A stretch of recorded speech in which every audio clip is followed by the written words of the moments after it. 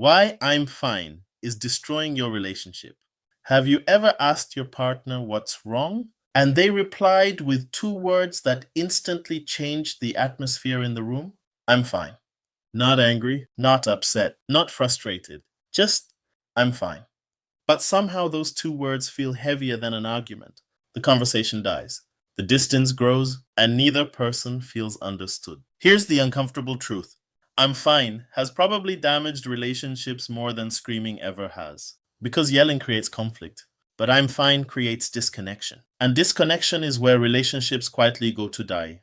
Today, we're talking about why those two innocent looking words are secretly destroying relationships and what emotionally healthy couples do instead. 1. The biggest lie people tell. Let's be honest. Most of the time, I'm fine doesn't mean I'm fine. It means I'm hurt, I'm disappointed, I'm overwhelmed.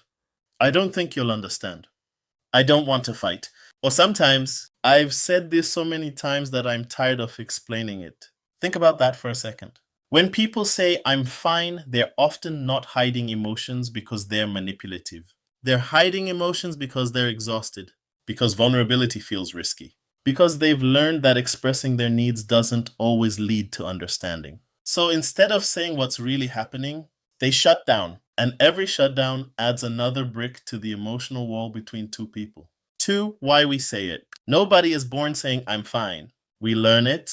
Some of us grew up in homes where expressing emotions was dangerous. If you were sad, you were told to toughen up. If you were angry, you were punished. If you cried, you were labeled dramatic. Eventually, you learned survival skills. Hide the feeling, pretend everything is okay. Move on. The problem? What protects you as a child can sabotage you as an adult. Because relationships require the very thing survival taught you to avoid: emotional honesty. You cannot build intimacy while hiding your inner world. It's impossible. Your partner can only connect with the version of you that you allow them to see. 3. The other side of the story. Now let's talk about the person hearing those words. Imagine this. You notice your partner is quiet. You ask if something's wrong.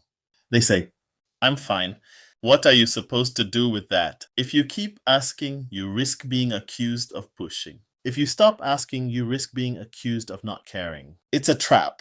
And over time, the receiving partner starts feeling helpless. They begin thinking, how can I fix something I'm not allowed to understand? This is why I'm fine creates frustration on both sides. One person feels unseen, the other feels shut out, and neither person gets what they actually need: connection. 4. The real damage. The biggest danger isn't the phrase itself, it's repetition. One I'm fine won't destroy a relationship. 1,000 of them might, because every time feelings are hidden, problems remain unsolved, resentment quietly accumulates, small hurts become major wounds. And eventually, couples wake up one day wondering, when did we become strangers?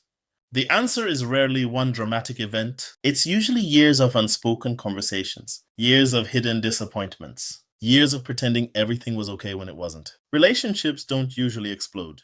They erode, slowly, silently, one I'm fine at a time. 5. What healthy couples do differently. Emotionally healthy couples aren't mind readers. They're translators. Instead of saying, I'm fine, they say, I'm upset but I need a little time to process. Instead of, nothing's wrong, they say, I'm struggling to explain it right now. Instead of shutting down, they communicate their emotional state. Notice the difference. The goal isn't perfect communication. The goal is honest communication. You don't need all the answers. You just need to open the door, because your partner can't support a feeling they don't know exists. 6. The hard truth. Here's something nobody likes hearing. Your partner is responsible for listening, but you're responsible for communicating. Expecting someone to read your mind is unfair. Expecting someone to magically discover hidden feelings is unrealistic. And waiting for them to guess correctly is a recipe for disappointment.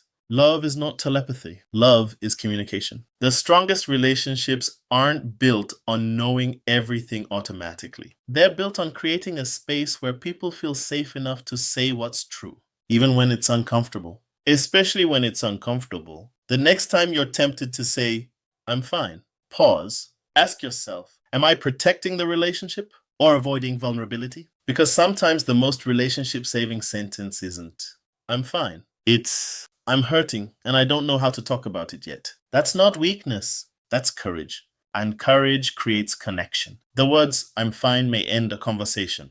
But honesty can save a relationship. So, tell me in the comments, what's the real meaning behind I'm fine in your experience? And if this video resonated with you, hit like, subscribe, and share it with someone who needs to hear it. Because the conversations we avoid today often become the problems we face tomorrow.